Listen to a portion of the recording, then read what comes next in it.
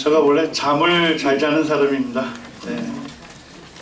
누우면 3분 이내에 코를 골면서 깊은 수면에 이렇게 들어가는데, 아마 제 뒤통수에 그 수면 단추가 있어가지고 눕기만 하면 그 단추가 이렇게 눌러지는 것 같습니다. 근데 어제 제가 한 잠도 못 잤어요. 뭔 날인지. 이 수면 단추가 작동이 안 돼서 몸을 뒤척거리면서 제가 24년 전에 남원에 주님께서 이렇게 오게 하셔서 그 후로 이제 우리 형제님들 함께 섬겼던 일들을 이렇게 쭉 생각나게 하셨던 것 같습니다. 저 대학 교수님이 남원으로 가도록 추천하면서 저에게 2년만 경력을 쌓고 이제 모교로 올라오라고 이렇게 하셨는데, 2년이 훌쩍 지나서 이제 24년이 된 것 같습니다. 이 시간을 어떻게 사용할까 주님 앞에 이렇게 기도했는데요. 예레미야 9장에 보게 되면 하나님께서 자랑하지 말 것과 자랑할 것을 또 우리에게 말씀해 주셨습니다. 자랑하지 말 것은 너의 지혜를 자랑하지 말라. 그리고 너의 힘, 너의 능력을 자랑하지 말라. 그리고 너의 부요, 돈을 자랑하지 말라. 이렇게 말씀하셨는데, 그러면서도 하나님께서 자랑하고 싶다면 자랑할 것을 말씀하셨어요. 명철하여 나를 아는 것을 자랑하라. 명철해서 하나님을 아는 것, 하나님을 경험한 것을 자랑하라. 이것은 하나님께서 기뻐하신다. 이렇게 말씀해 주셨습니다. 그래서 이 시간에는 우리 남원교회와 또 제가 제 삶 가운데서 주님께서 일하셨던 그 주님을 추억하고 또 주님을 간증하기 원하는 마음이 있습니다. 제가 남원에 1999년에 6년에 이렇게 내려왔습니다.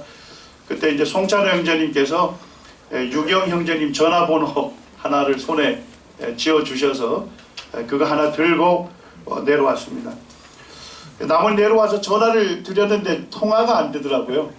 그때 스마트폰이 아니어서 집에 안 계시면 전화가 안 되잖아요. 그래서 제가 고속버스 터미널에 있는 모텔에서 하룻밤 잤습니다.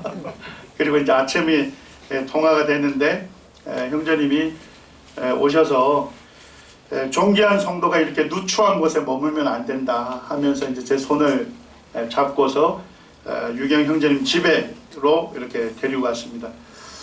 그때 그 같은 아파트에 살았던 우리 총각이었던 양한식 형제님과 함께 한 달 정도 제가 동거를 했던 것 같습니다. 그리고 매일 아침 저녁으로 한명자 자매님이 맛있는 음식으로 이렇게 섬겨 주셨습니다. 이제 가족들 데리고 내려와야 하잖아요. 그래서 아파트를 이렇게 보러 다녔는데, 도통 아파트 아시죠?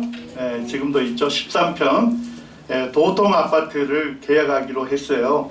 그래서 이제 유경 형제님하고 함께 그 집에 갔는데 보니까 너무 집이 지저분한 거예요. 뭐 낙서가 막 써져 있고, 안방에서 이제 계약서 도장을 찍어야 하는데 보니까 형광등 조그마한 형광등 하나 켜놓고 계약서 글씨도 안 보일 정도로 어두컴컴했습니다. 그래서 제 마음에 이 집을 계약하기가 너무 힘든 거예요. 너무 지저분하니까. 근데 이제 유형님이 걱정하지 말고 도장 찍으라고 자꾸만 그러셔요.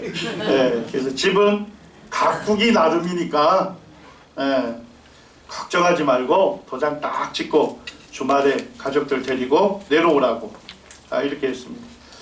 그래서 이제 제가 도장을 찍고 올라갔습니다.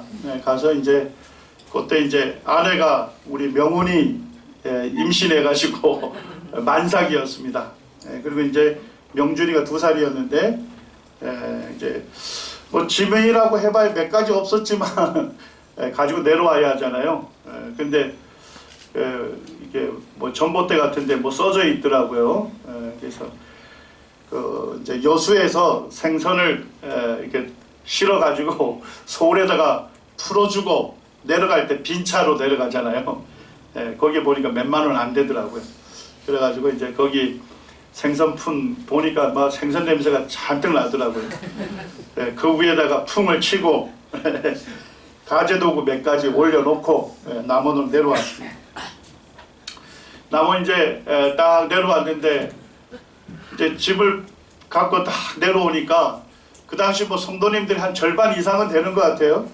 한 20명 정도 되는 성도님들이 어떤 자매님들은 토시를 끼고 보니까 때가 꼬질꼬질 낀 그 나무 문으로 되어 있는 거기에 사포질 하시면서 페인트 칠하면서 막바지 단장을 하고 계셨어요. 아, 참 그 모습을 보는데 눈물이 왈칵 나더라고요. 감사해서. 이렇게 우리 형제자매님들의 큰 사랑을 제가 받으면서 남은 생활이 이렇게 시작이 됐습니다. 그리고 주님의 사랑을 많이 우리 형제자매님들을 통해서 이렇게 경험하게 된 것에 주님 앞에 감사한 마음이 있습니다.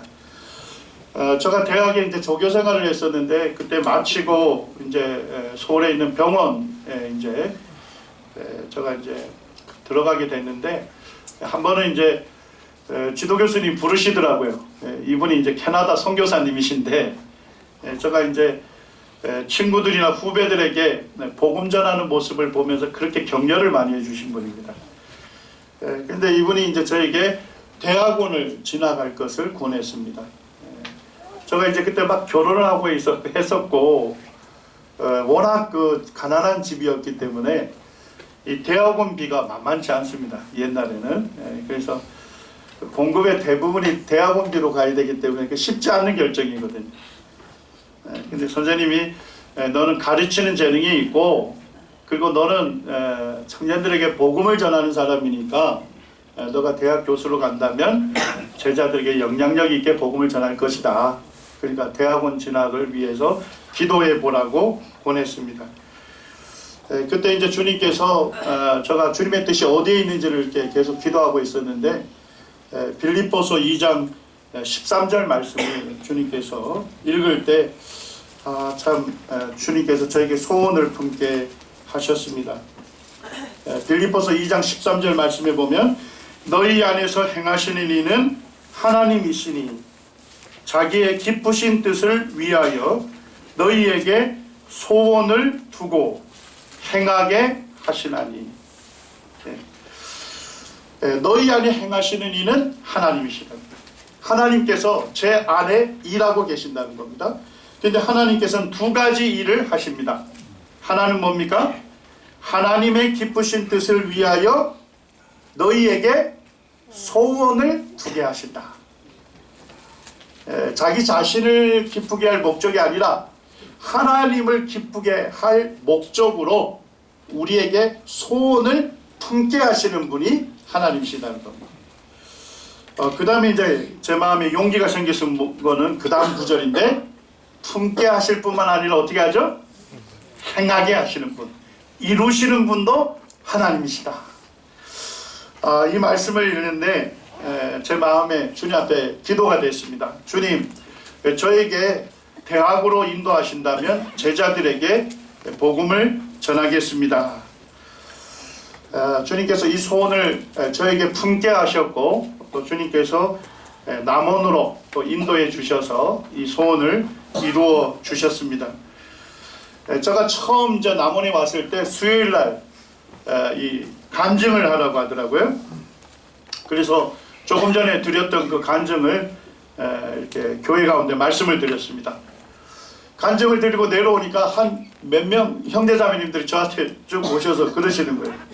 그렇지 않아도 우리 도시에 저 대학이 생겨서 저 청년들에게 복음을 전할 문을 열어달라고 기도하고 있었다는 것입니다. 그 얘기를 이제 저에게 해주시는데 제가 남원으로 오게 된 것이 우리 성도들의 기도의 응답이었다 하는 것을 그제서야 알게 됐습니다.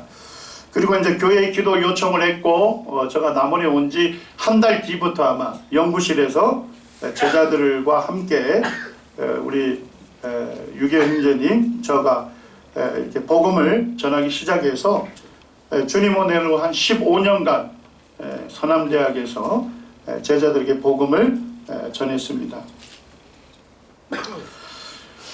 제가 남원교회에 왔을 때 특이한 것이 있었습니다. 요 강대상 뒤에 기록된 말씀이 뭔지 아십니까? 예, 다들 기억력이 좋으시네요.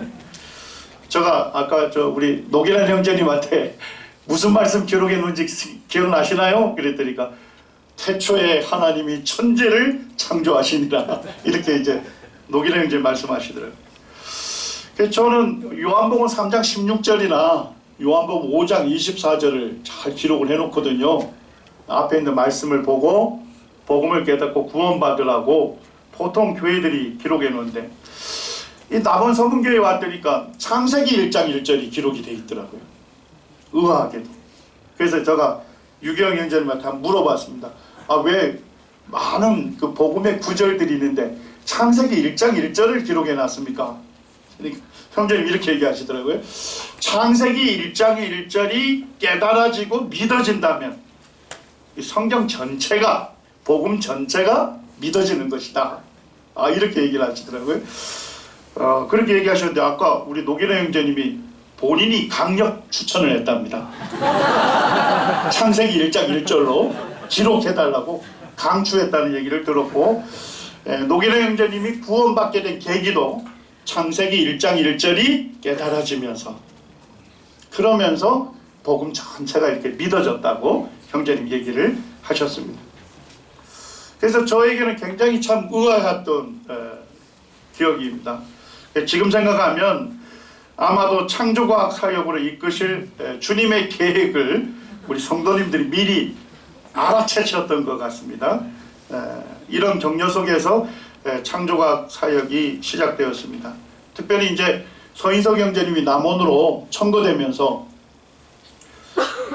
이 서남대 학생들에게 복음 전하는 사역에 동력을 하게 됐습니다. 그때 형제님이 이 창조과학을 통해서 하나님께서 창조주이신 것과 또 이 성경이 진리의 말씀이라는 것을 전하는데 학생들보다도 저가 더 감동을 받은 것 같습니다. 저가 감동을 받았고 저가 도전을 받았어요. 그래서 성경과 과학을 저가 더 깊이 있게 공부하게 되면서 우리를 창조하신 주인이 되시고 우리의 경배를 받으시기에 합당하신 만왕의 왕이 되신 하나님을 전하기 시작했습니다. 서남대 학생들에게 복음을 전했던 것이 또 자연스럽게 우리 청소년들 창조과학 스쿨로 이어져서 또 학생들에게 복음을 전하는 계기가 되었고 저에게 있어서는 또 여러 지역교회에서 또 CTI에서 창조과학과 변증 사역을 할 수 있는 계기를 주님께서 허락해 주셨습니다. 2004년에 이제 교회로부터 장로로 섬겨줄 것을 요청을 받았습니다.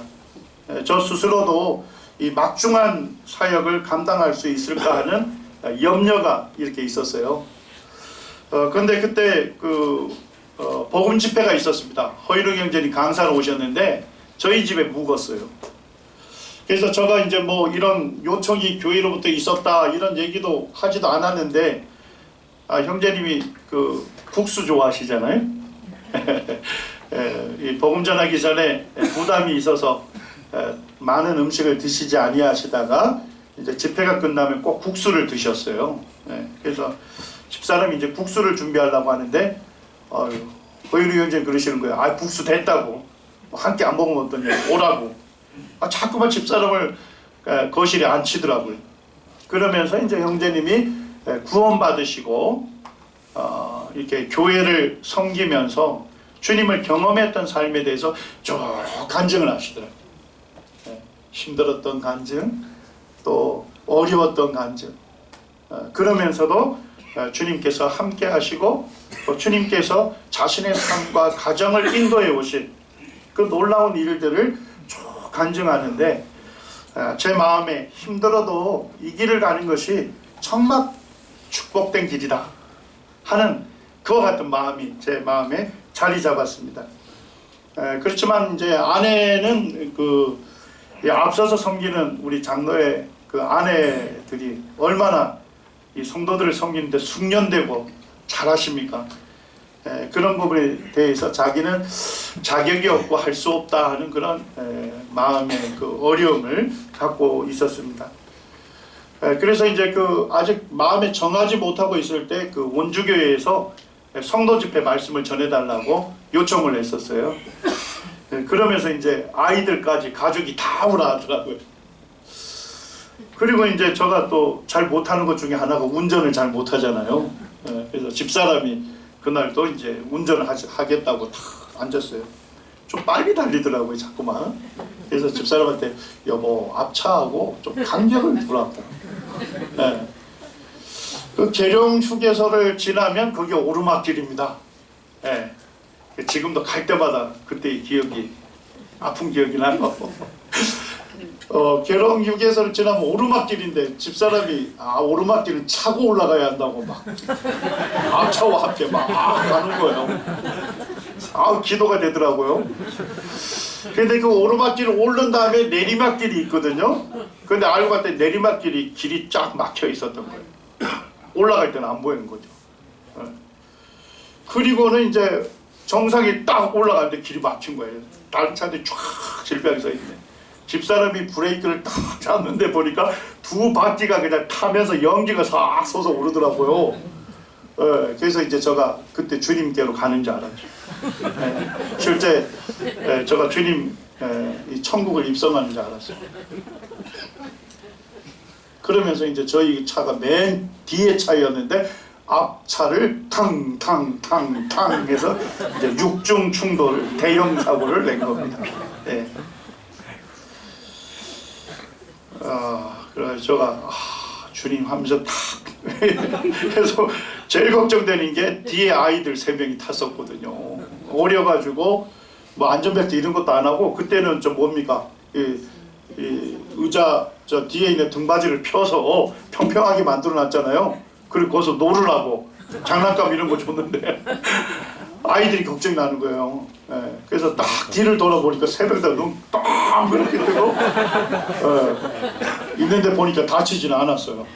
그 다음에 이제 집사람은 뭐 이 운전대 머리 쳐박고 있는데 보니까 사는 데는 이상이 없을 것 같아요. 보니까. 그 다음에 이제 제 몸도 보니까 다치지 않았습니다. 그래서 주님한테 감사를 드렸고 나가 보니까 차가 완전히 박살이 났어요. 그래가지고 이제 그 차 이제 보내고 그 다음에 이제 버스 타고 원주까지 갔는데 성도님들이 집회 시간이 지나도 강사가 안 와가지고 30분을 계속 촬영을 더 드렸다고 하더라고요.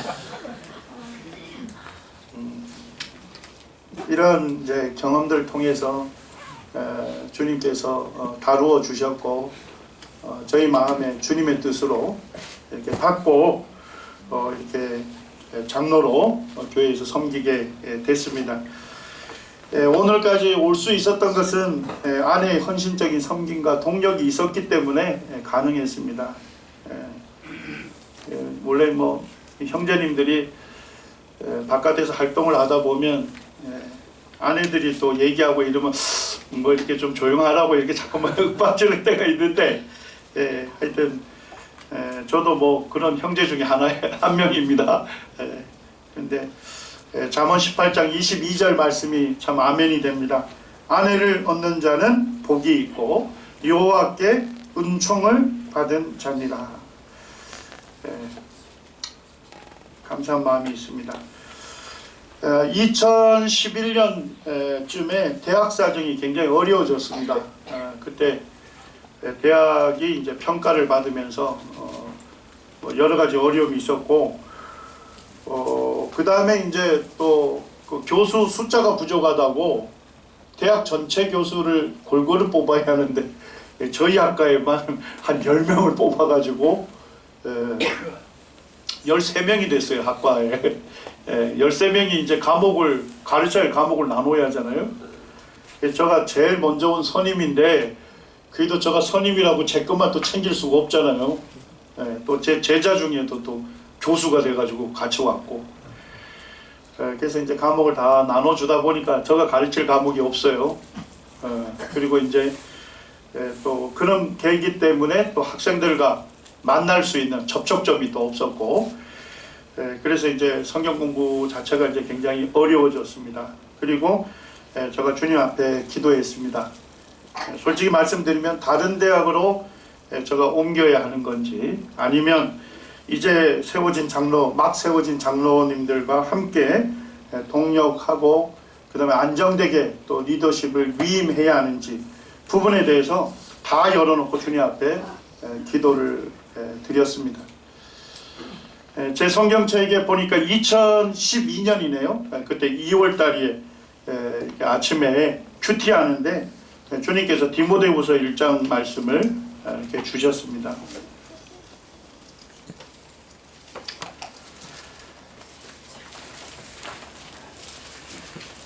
디모데후서 1장 8절에 보니까 중반절에 오직 하나님의 능력을 따라 복음과 함께 고난을 받으라.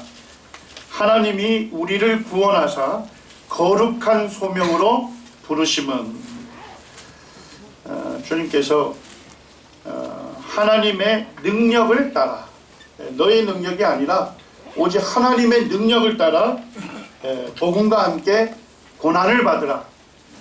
이것이 바로 거룩한 소명이다. 이렇게 주님께서 일깨워 주셨는데 12절에서 주님이 이렇게 말씀하시더라고요. 이로 말미암아 내가 또 이 고난을 받되 부끄러워하지 아니함은 내가 믿는 자를 내가 알고 또한 내가 의탁한 것을 그날까지 그가 능히 지키실 줄을 확신함이라. 이건 사도 바울이 디모데에게 한 말씀이었지만 제가 이 말씀을 읽는데 주님께서 그런 마음을 주시더라고요. 너가 믿는 자를 알지 않느냐, 너가 나를 지금까지 경험해 오지 않았느냐, 그런 말씀을 하시면서 제가 어떠한 가정에서 태어났는지 또 어떻게 지금까지 주님을 경험하고 살아왔는지 쭉 기억나게 해주시더라고요. 제가 요번에 이제 동티모르 갔더니까 동티모르의 한 청년 형제님이 동티모르 조금 보여주면서, 형제님이 동티모르 환경이 어떻게 느껴지십니까? 저에게 그렇게 묻더라고요. 근데 그 환경이 저에게는 익숙한 환경이었어요. 그냥 바닷가가 보이고 배들이 있고 그물 치는 어부들이 있는 아주 가난한. 그래서 그 형제님에게, 형제님, 제가 어릴 때 늘 봤던 그리고 늘 경험했던 환경입니다.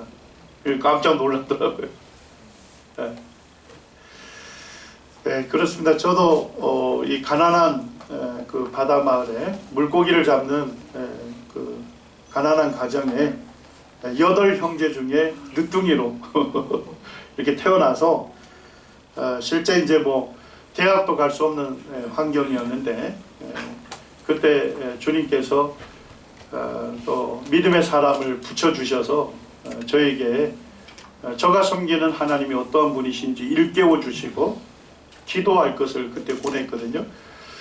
제가 고등학교 들어갔는데 대학 어머니가 저를 참 사랑하셨어요. 막내니까 사랑하셨지만 늘 말씀하신 것이, 내가 돈이 없어서 너를 대학은 못 보낸다. 그래서 고등학교 마치면 꼭 그 좋은 직업을 택해야 한다고 늘 이렇게 말씀하셨어요. 그래서 이제 제가 사실은 대학은 좀 가고 싶고 공부하고 싶은 욕심이 있는데 이게 뭐 됩니까? 그래서 어깨 쭉 빠지고 이제 학생회를 참석했는데, 학생회 교사라 해봐야 저보다 4살 많으신 분이에요. 학생회 교사가 제가 풀이 쭉 죽어 있으니까 끝난 다음에 좀 상담하자고 부르더라고요. 왜 그러냐? 그래서 자초지정을 제가 말씀을 드렸죠. 그랬더니 형제님이 이 문제에 대해서 주님께 기도하고 있냐, 그렇게 저에게 물으시더라고요. 저의 문제는 기도하고 있지 않았습니다.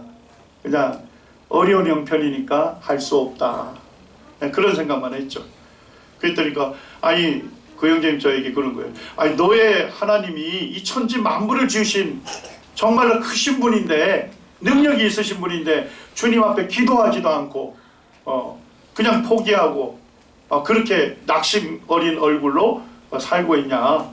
그러면서 그 형제님 그러시는 거예요. 가만히 보니까 그 형제님 집도 저희 집만큼 찢어지게 가난한 집이거든요. 그런데 형제님 그러시는 거예요. 나 봐라, 이렇게 가난한 집에 살고 있지만은 주님 은혜로 내가 대학을 들어가게 됐고 또 선교사를 만나서 장학금을 받으면서 다니지 않느냐. 그러니까 기도해라. 그래서 주님 앞에 기도했습니다. 그리고 주님이 이제 대학으로 인도해 주셨고, 또 대학에서 그 친구들 또 후배들이 참 불쌍해서 또 그들에게 복음을 전하는 시간들을 갖게 됐고, 또 주님을 위해서 제가 살겠습니다는 소원을 품었을 때 또 주님이 남원까지 또 인도해 오신 그런 일들을 주님께서 쭉 이렇게 생각나게 했습니다. 이 말씀을 보니까 사도 바울은 내가 믿는 자를 내가 안다. 그래서 주님 제게 참 그런 마음 주신 거예요. 너가 나를 알지 않느냐. 지금까지 너를 인도해 오신, 내가 너의 삶을 책임져 오고 너를 인도해 왔는데 너가 나를 알지 않느냐. 그 말씀을 이렇게 마음에 주시는데 모든 염려가 사라지더라고요. 제가 이와 같은 사역들을 잘 감당할 수 있을까에 대한 염려도 사라지고, 그 다음에 이제 아이들 3명 있잖아요. 이제 조금 대학 가야 할 시기인데 이런 경제적인 부분들 이거 어떻게 할 거냐, 그런 부분에 대해서도 염려가 싹 사라지더라고요. 그러면서 주님께서 그 후반절에 그렇게 말씀하지 않습니까? 또한 내가 의탁한 것을 그날까지 그가 능히 지키실 줄을 확신합니다. 하나님께서 내게 맡기신 거 그날까지 지켜주실 줄을 확신한다 하는 말씀을 저에게 주셔서 제가 용기가 났습니다. 용기가 났고, 정해진 직업 없이 교회를 섬기는 것이 쉽지는 않지만, 그렇지만은 주님께서 제게 맡기신 것을 그날까지 지켜주시겠다는 약속 때문에 이렇게 교회 사역에 저의 자신을 더 드릴 수 있었던 것 같습니다. 우리 사랑하는 형제자매님들, 오병이어 기적을 아시죠? 오병이어, 떡 5개, 물고기 2마리. 그게 주님 손에 들려졌잖아요. 그게 누구 거였습니까? 아이의, 소년의 도시락이었습니다. 성경을 원어적으로 읽게 되면 그 떡 5개가 어떤 떡인지를 우리에게 얘기해 주고 있어요. 그 당시 사람들은 밀떡을 먹었습니다. 밀떡, 밀로 만든 떡. 그런데 이 떡은 성경에는 보리떡이라고 되어 있어요. 이 보리떡은 뭐냐면 들판에 여기저기 자생하는 보리, 가난한 사람들이 뜨문뜨문한 보리를 꺾어가지고 그걸로 떡을 만드는 거예요. 보리떡이라는 것은 가난한 사람들의 음식이었죠. 그 다음에 이제 물고기 2마리가 나옵니다. 이 물고기 2마리를 이 헬라어의 원어에서는 옵사리온이라고 해요. 옵사리온. 근데 원래 이제 상품 가치가 있는 물고기는 익투스라고 합니다. 옵사리온은 뭐냐면 상품 가치가 없는 물고기예요. 그러니까 갈릴리 어부들이 물고기를 잡아왔잖아요. 그런데 보니까 너무 작아요. 너무 작으면 팔기가 어렵잖아요. 그런 거라든지, 그 다음에 그물에 너무 일찍 걸리면 어떻게 되겠어요? 부패가 일어납니다. 그래서 이거는 먹으면 그렇게 몸에 탈은 나지 않을 것 같지만 팔게 되면 상품 가치가 없는. 이런 물고기들을 그 어부들이 작은 어항에다가 놓습니다. 자, 그럼 이걸 누가 가져가겠어요? 가난한 사람들이 와서 그 볼품없는 그 물고기를 가지고 가서 요리를 해서 먹어요. 자, 그런데 주님 손에 들려진 그 아이의 도시락의 물고기가 뭐예요? 옵사리온. 보잘것없는 그런 물고기를 주님 손에 드린 것입니다. 아이가 주님께 드린 그 도시락은 가난한 자들의 도시락이었죠. 보잘것없고 볼품없는, 정말 생존을 위해서 먹어야 하는 그와 같은 음식이었습니다. 자, 근데 누구의 손에 들려졌습니까? 주님의 손에 들려졌죠. 예수님의 손에. 그리고 예수님께서 그것을 받으시고 축사하셨습니다. 하나님께 감사 기도를 드렸습니다. 그랬을 때 그 떡 5개와 물고기 2마리로 몇 명을 먹였습니까? 5,000명을 먹이고서도 풍성하게 남아서 많은 강주리로 거두게 된 것입니다. 지금 생각하면 저는 사실은 어린아이의 도시락과 같은 사람이었습니다. 가난한 집에 태어났고 어떻게 보면 볼품없는, 보잘것없는, 능력에 있어서 미약하고 지혜에 있어서 미천한 사람이었습니다. 그렇지만은 저 자신을 주님 앞에 드렸을 때, 전능하신 우리 주님의 손에 들렸을 때, 그때는 뭐로 바뀝니까? 나는 주님이 어떠한 분이신지를 나타내는, 주님의 영광을 드러내는 도구로 사용이 되어진 것입니다.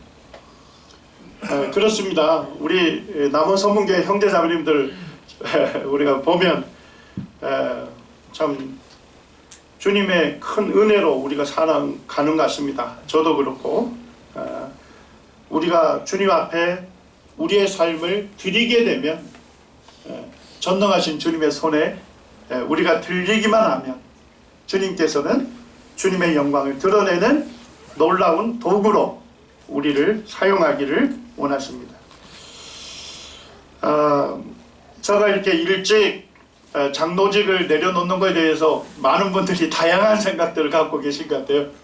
어떤 외부에 있는 형제님들은 왜 벌써 내려놓냐고 이렇게 저에게 야단을 치시기도 하시고, 또 어떤 형제님들은 격려도 하시고 이렇게 하시는데, 제가 이제 디모데후서 2장 말씀을 예전에 계속 주님 마음을 주셨어요.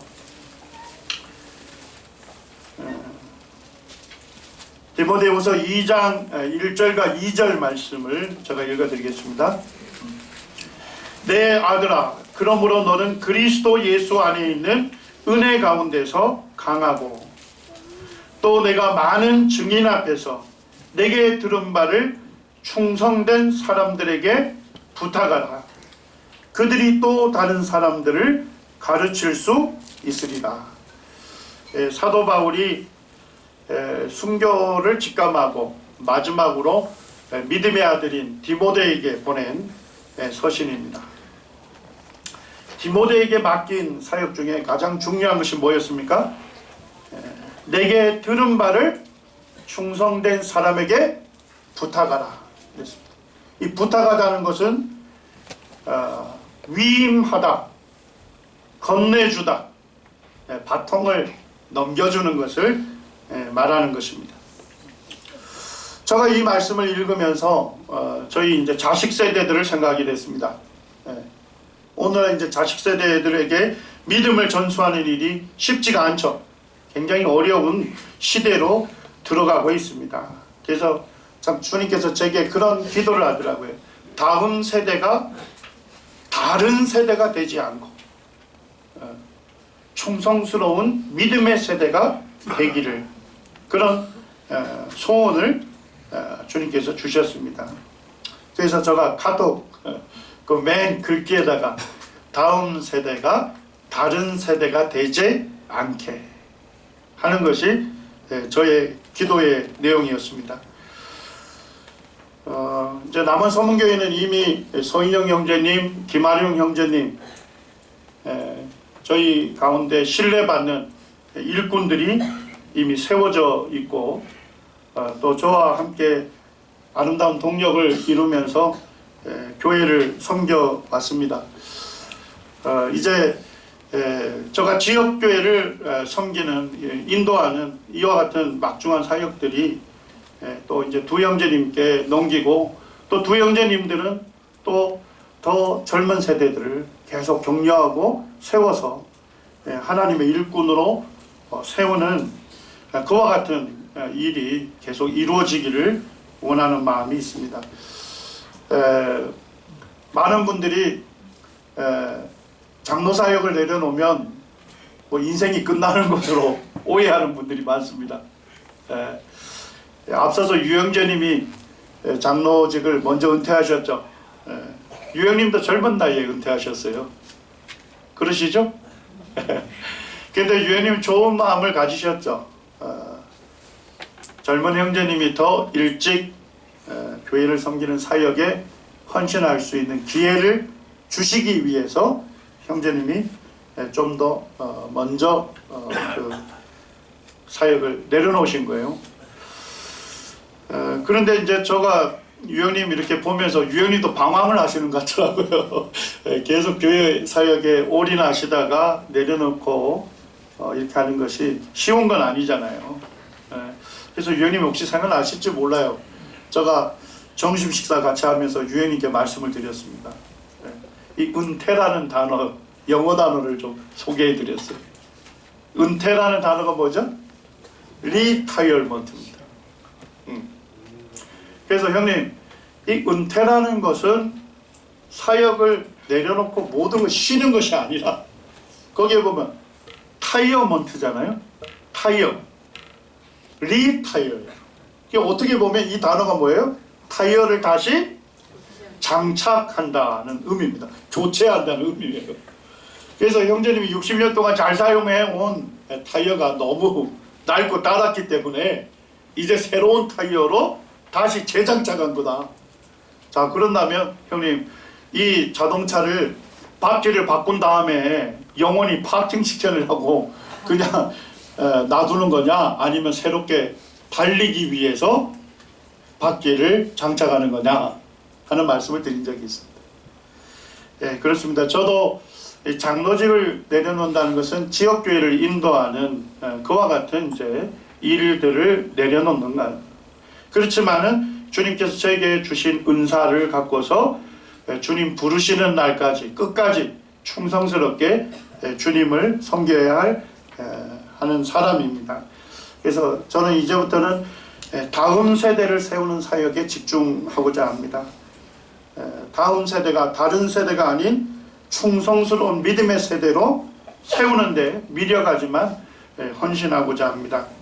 특별히 이제 의심하고 갈등하는 젊은 세대들을 위해서 믿음을 변증하는 책들을 쓰는 것, 사실 세상에서 제가 잘 배운 그와 같은 방법들인데 이것을 주님을 위해서 사용하기 원하는 마음이 있습니다.